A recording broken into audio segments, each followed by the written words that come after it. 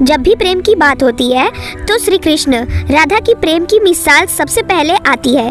राधा श्री कृष्ण के प्रेम को जीवात्मा और परमात्मा का मिलन कहा जाता है।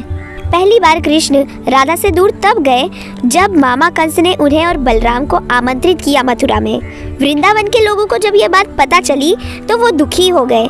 माँ यशोदा परेशान थी तो नंद बाबा चिंतित थे। सभी कृष्ण के रथ के चारों तरफ खड़े हुए थे। जो कान्हा के मामा ने उन्हें मथुरा लाने के लिए भेजा था। मथुरा जाने से पहले श्री कृष्ण राधा से मिले थे। राधा कृष्ण के मन ही मन में चल रही गतिविधियों को जानती थी। दोनों को बोलने की ज़्यादा आवश्यकता पड़ती ही नहीं। आखिर में राधा को अलविदा कहकर कृष्ण उनसे दूर चले गए।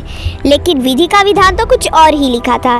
राधा एक बार फिर कृष्ण से मिली। राधा कृष्ण की नगरी द्वारिका पहुंची। कृष्ण ने जब राधा को देखा तो बहुत प्रसन्न हुए। दोनों संकेतों की भाषा में एक दूसरे से काफी देर तक बातचीत करते रहे। शास्त्रों में वर्णित है कि राधा जी को कान्हा की नगरी द्वारिका में कोई नहीं जानता था। राधा के अनुरोध पर कृष्ण ने उन्हें महल की एक देविका के रूप में नियुक्त किया।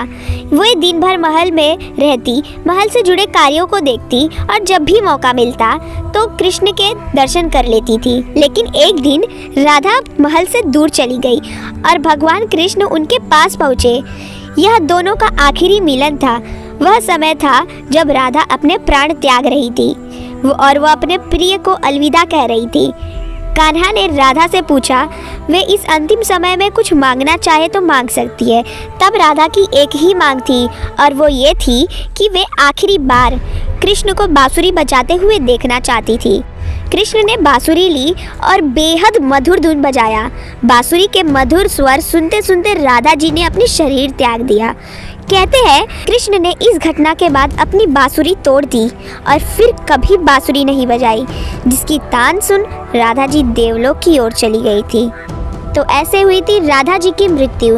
और ऐसी ही रोचक कथाएं जानने के लिए और देखने के लिए हमारे चैनल दैविक टेल्स को सब्सक्राइब करें, लाइक करें और शेयर करें। बेल आइकन दबाना नहीं भूलिए। Thank you for watching.